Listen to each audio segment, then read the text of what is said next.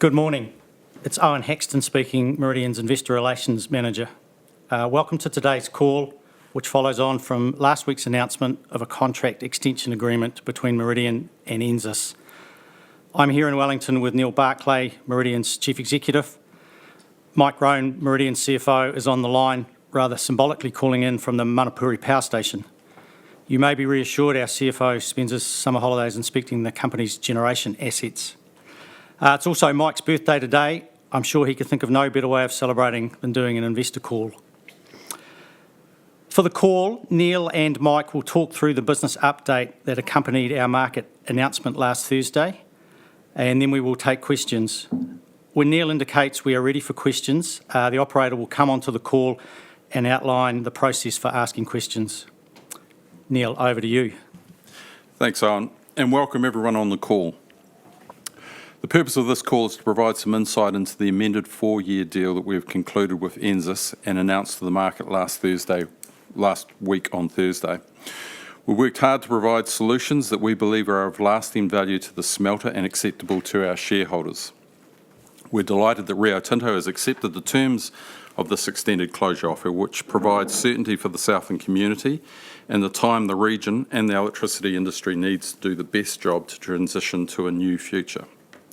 I'll start with a recap and some background on how we got to this point. On the 9th of July last year, NZAS gave Meridian notice that they would cancel the existing electricity agreement effective at the end of August 2021. In doing so, they chose to decline a number of contractual amendments that Meridian had already offered that we believed would have added significant value to the smelter and ensured it remained a viable operation for many years to come.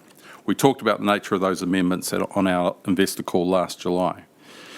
Having received the cancellation notice, on the 17th of July, Meridian put a firm offer to NZAS that gave them an option to extend the closure date of the smelter to the end of August 2024. The pricing of that offer was at a significant discount to any price conversations we'd had with NZAS up to that point, and it reflected the fact that if the smelter closed in August 21, then transmission constraints and transmission losses would lead to higher levels of spill and lower generation revenues for Meridian for a few years.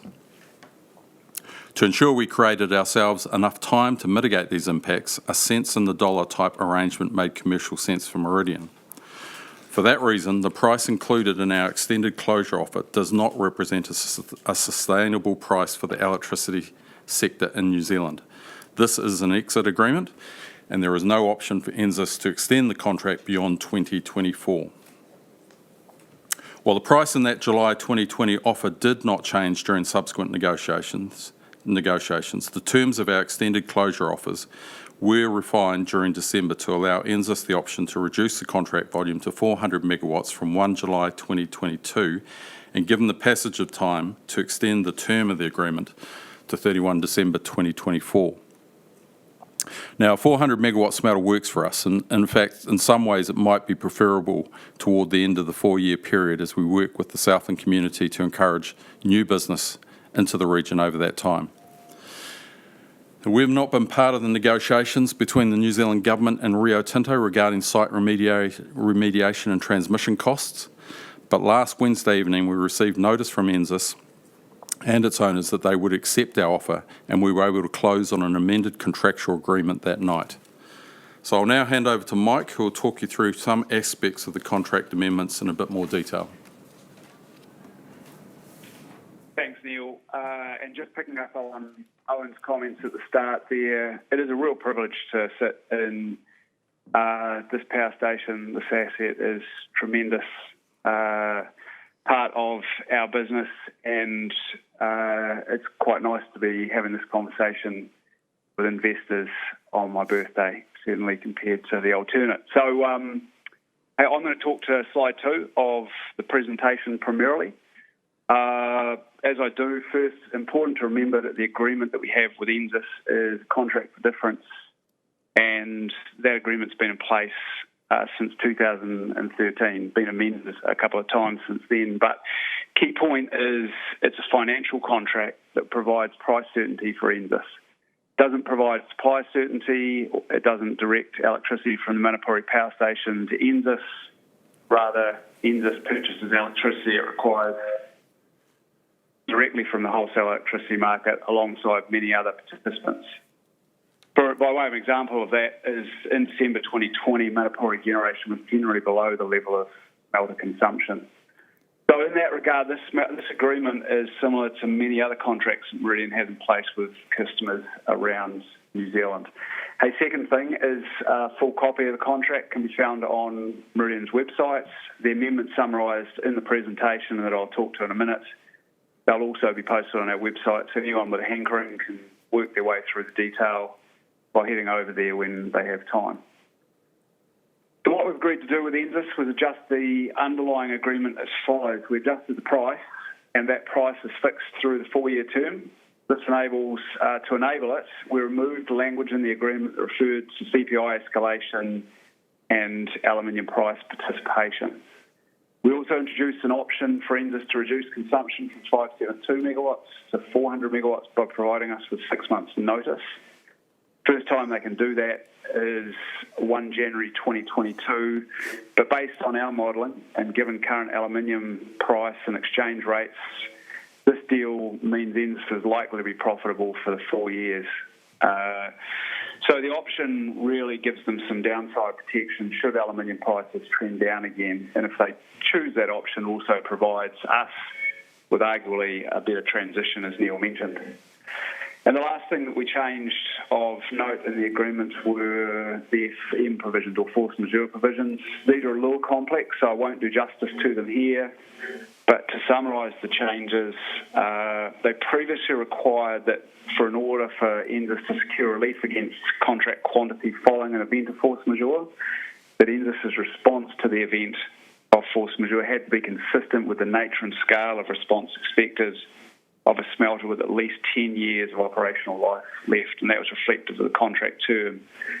That meant that there's an exceptionally high bar for them to meet in terms of the new investment, including any capital that they'd have to potentially be required to make.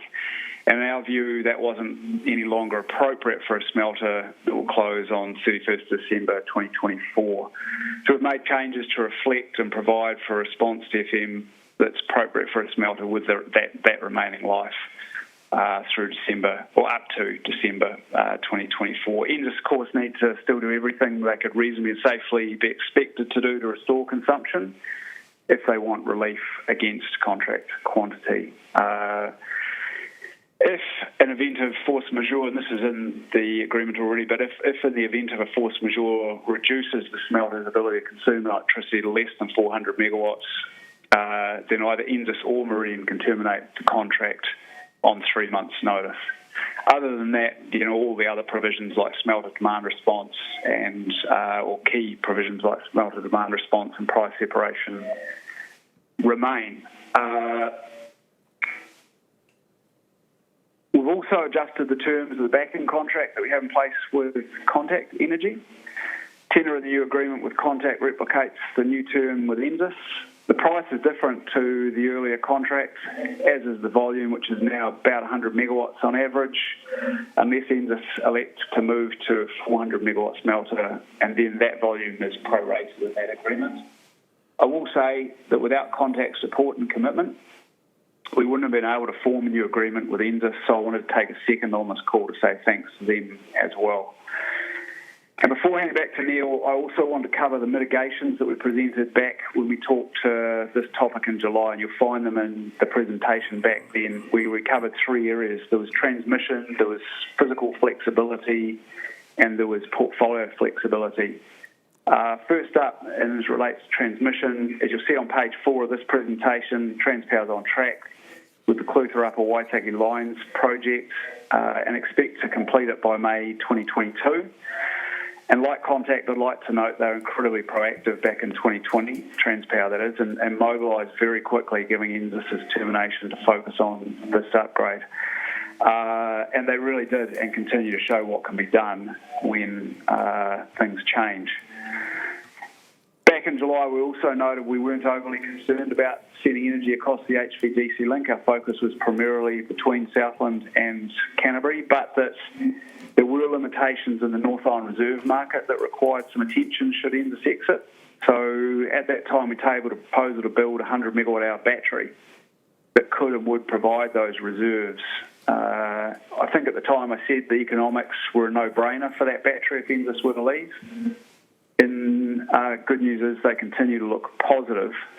But of course, if we succeed in finding a home for all of the NZAS consumption through new sources, then the economics don't look as compelling. So we're thinking about it in terms of an insurance option that we will commission prior to NZAS closure, depending on where we are with that new demand. The closure delay is, of course, beneficial in two ways, actually. In that, first, we expect that there be a new generation of battery technology to emerge in the next couple of years, which should be useful from that perspective, and we're confident that a 100 megawatt hour battery can be deployed well within the 2024 timeframe. When it came to physical flexibility, what we talked about was Lake Pukaki storage and how we'd been able to add a further 367 gigawatt hours to that storage. That was done in November 2019, so I won't talk to that anymore here, really just repeating that message. And portfolio flexibility was threefold. We talked to our swaption with Genesis, which terminates the end of December 2022. With the news last week, we'll recommence deliberations for replacement of that swaption, noting that Harapaki provides us some flexibility should we choose to build that wind farm and or we struggle to engage with counterparties for any new type swaption. The wholesale sales was the second element that we talked to back in July. We noted that we've made 50 megawatts, or about 50 megawatt of ASX sales from September 21 through 2023. They obviously aren't as important as we thought they might be back then. The last thing we talked to was how we continue to grow our retail business. Our operating stats will be out next week for the first 6 months of this financial year, and Neil and I will talk to this more generally when we present our interim statements. But fair to say that we continue to grow our retail business, and 4 years provides us with ample time to build and manage our portfolio, subject to New Supply and Southland. So that's pretty much it from me. Neil, I'll hand it back to you. Cheers, Mike. Look, we are very comfortable with the way our mitigation strategies to encourage new demand in the region are progressing. I'll just touch on each of the main, if you like, the big ticket potential items are and how we're going with them. Process heat. Yeah, we've completed high-level assessments looking at converting fossil-fuelled heat processes to electricity. This includes looking at small and large-scale opportunities across a number of different industries.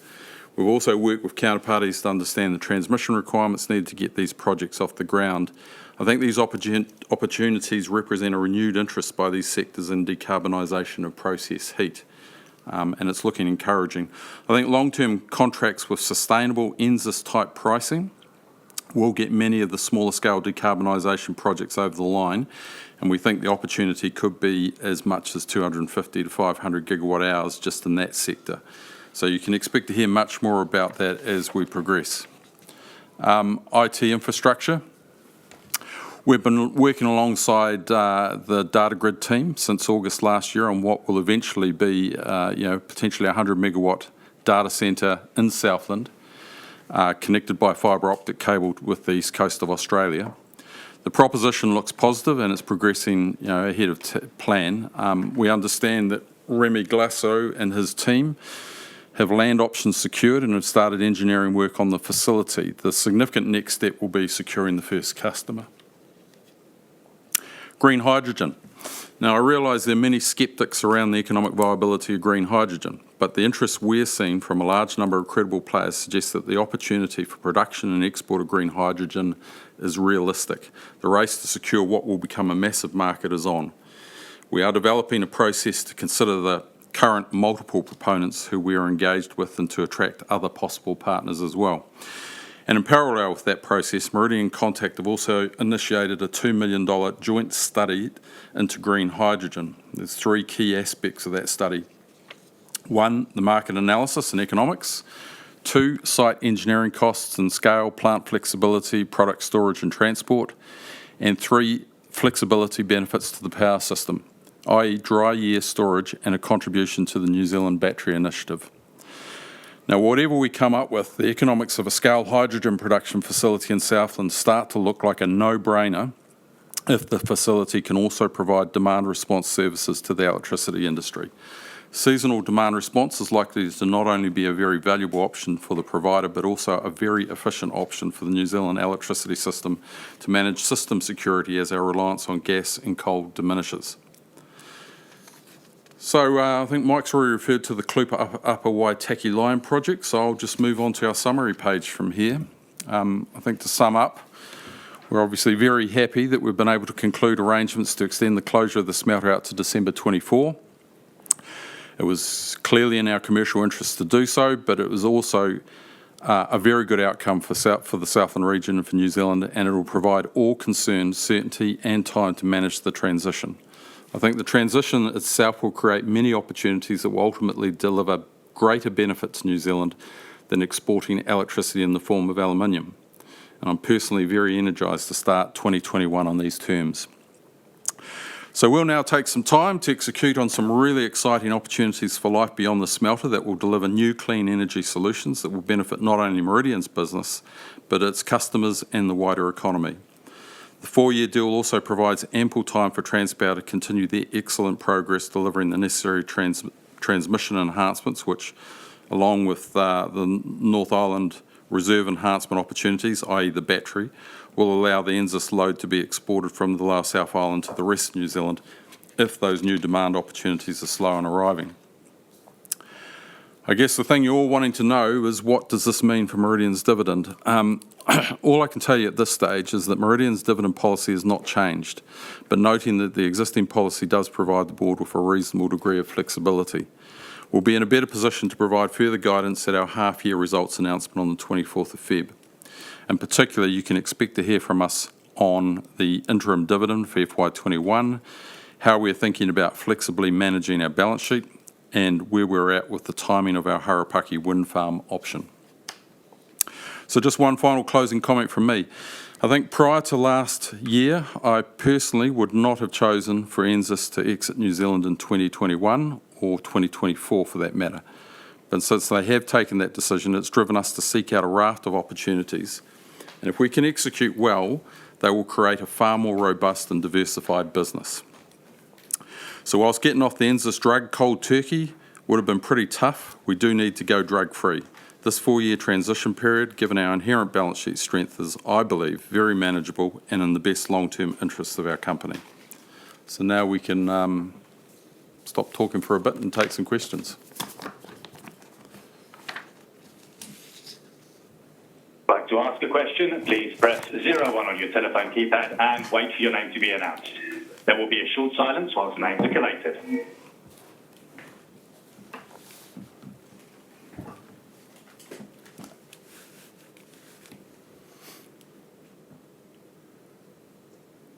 Our first question comes from the line of Grant Swampole. Grant, your line is open.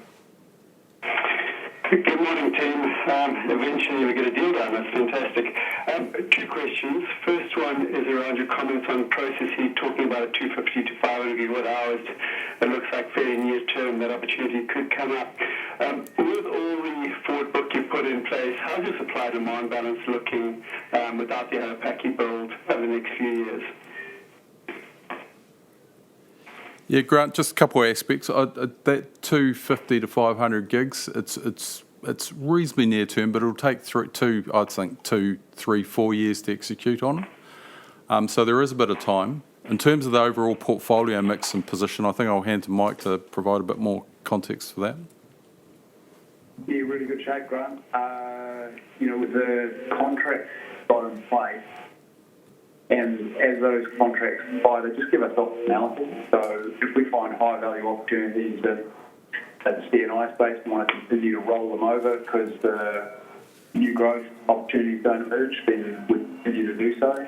But if the opportunities to grow new load are high value, then rolling over space C&I, then we do that as well. So no concerns with the existing portfolio and the choices that we've got in front of us, with or without Harapaki, I think is probably the key point.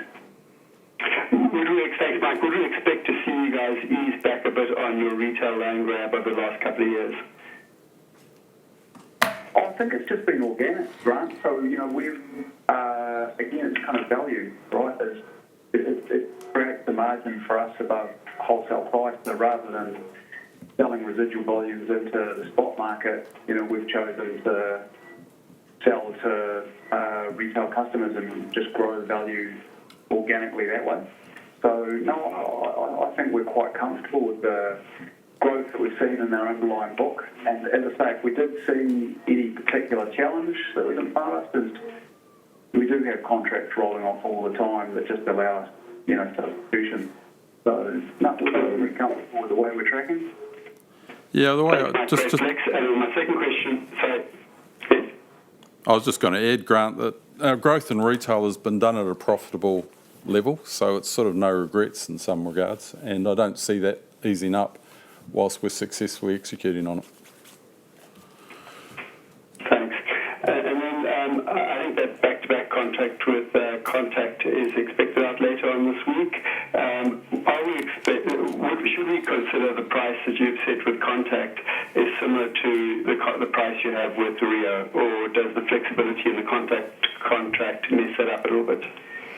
Yeah, hey, Grant, I think it'd be wrong for us to comment on, contract price that we've got with Contact and how that might compare to the contract price that we've put in place with Exodus. Thanks, Mike. Thanks, Neil. Cheers, Grant. Our next question comes from Andrew Harvey-Green. Andrew, your line is open. Morning, team. A couple of questions from me as well. First of all, you talk very much as if that there is currently under the existing contract, there is no option for NZAS to extend. Do you not expect them to come back in a couple of years' time and potentially look to stick around for a little bit longer? And sort of how would you approach things if that did take place? Yeah, Andrew, I mean, they've certainly shown a tendency to want to renegotiate contract terms over time. So, it's entirely possible that they'll approach us and want to extend, but what we're trying to make clear is that they don't have any contractual right to do so. So, if we were to engage in or entertain such a thought, it would be because that was our next best option, and we think we're working on some stronger potential options than that at the moment. So, yep, they're more than likely to want to engage at some point, particularly if aluminium prices hold up the way they are. It's a very profitable smelter now. But the optionality from their point of view is gone at this point. Yeah, okay. Second question, and it kind of alludes to some of the things you were talking about as well around the force majeure. Am I right in effectively saying that they are not going to be spending the CapEx refurb work, and if that potline then falls over, they can call force majeure on that? Or are you expecting them to spend that CapEx? Oh, well, just one angle on this, Andrew. A technical or plant failure due to poor maintenance does not constitute a force majeure event, in our opinion. But of course, that's where you start getting lawyers involved, and we've had an experience with that. What was it, about 10 years ago when a transformer at the site failed and they lost the pot line. That ended up getting settled, that particular issue. So that doesn't constitute a force majeure event in our view, and so we would fully expect them to maintain the asset in a way that it's operational, sensibly operational for the next 4 years.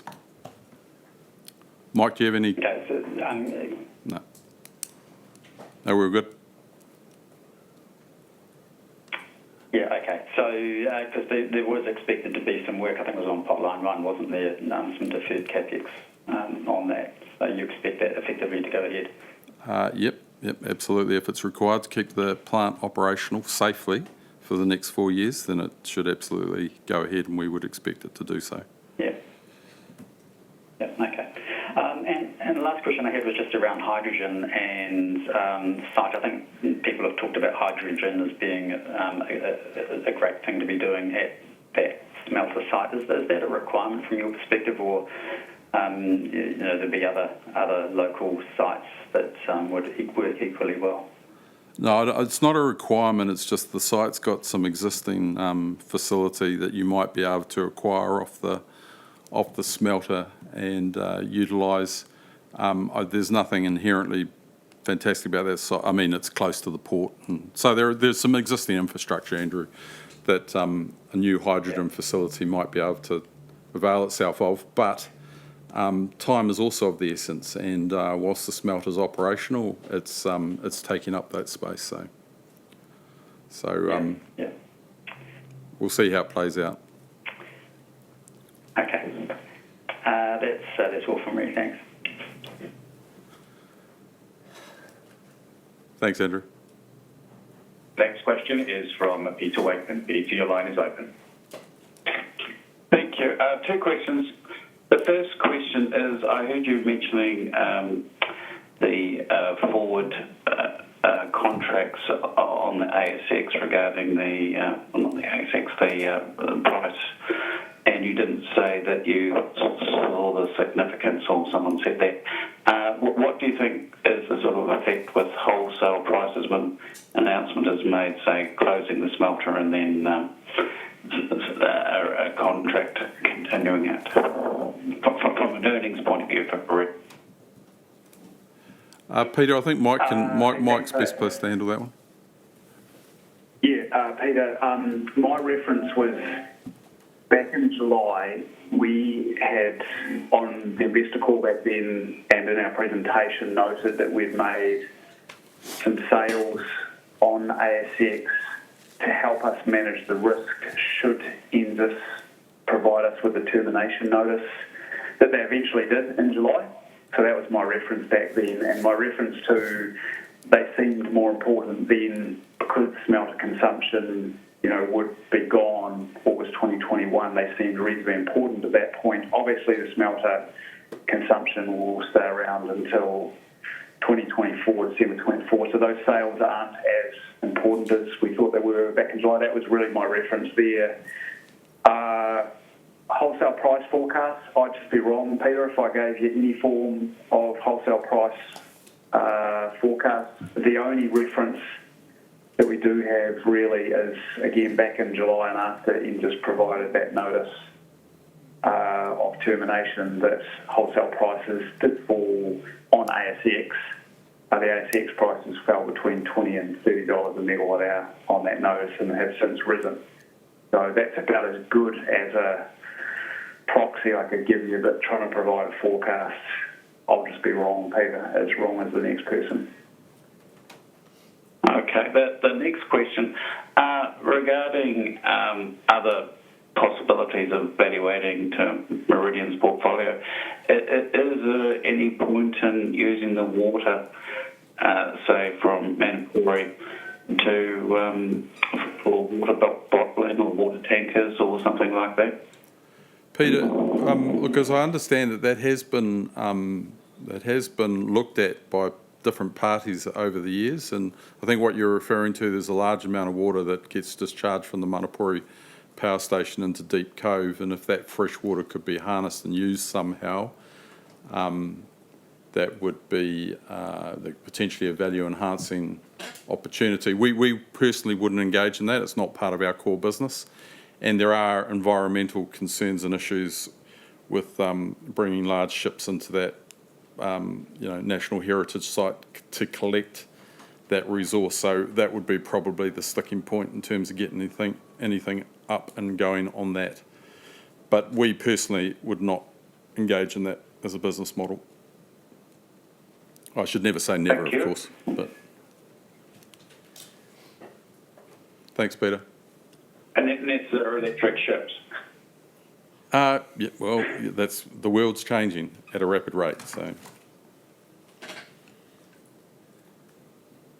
thank you very much. Our next question is from Cameron Parker. Cameron, your line is open. Hi guys. Hey, firstly, congratulations on a good result. Excellent for the market. one question really, and that's just on the swaptions and in terms of alternatives. Mike, you've mentioned you'll be looking at alternatives. Can you give us a flavour of time frames? What sort of alternatives are out there, and does this mean the current form of swaption with Genesis will be expired and not renewed? Yeah, Cameron, hey, thanks. Good question. Hey, look, so I'll answer the last piece there. We don't know whether it'll be renewed or not. You know, obviously we'll have an ongoing conversation with Genesis, but we don't have a specific answer for when we'll re-engage. We'll pick that up in the next couple of days. I think as Owen opened the call, he said, you know, I'm still kind of on pseudo holiday, camper vanning around the country, so we'll reconnect with various people involved and work out the process moving forward. But one thing we did say on a previous call was that, you know, we were exploring the options with a number of counterparties. And I think we said, could be wrong, so I'm narrowing in a little bit, 3 or 4 counterparts that were willing and able to provide us with a form of optionality that would help us deal with that dry year risk. And again, today, one that I mentioned, which would be a change in approach, was utilisation of energy from the likes of a new energy source like Harapaki to change the way that we ran our lakes, which would then in turn help us manage that hydrology risk. So we've got a few options. Obviously, we're limited by the expiry date, and anyone who had to build anything would need us to move forward reasonably quickly. But it's recommencing a process that we kicked off way back in 2018, Cameron. All right, that's great. Thanks, Mike. Nothing more from me. Thanks, guys. Yeah. Thanks, Cameron. We have no further questions at this time. I'd like to hand back to Neil for any further remarks. Okay, well, thank you all. We did delay this investor briefing by a couple of days to allow a few more of you to get back to work, so hopefully that was helpful. Clearly, there's further news to follow at our interim result announcement, which will be on the 24th of Feb. So look forward to talking to you all then. In the meantime, have a good rest of the week. Thank you very much. Bye.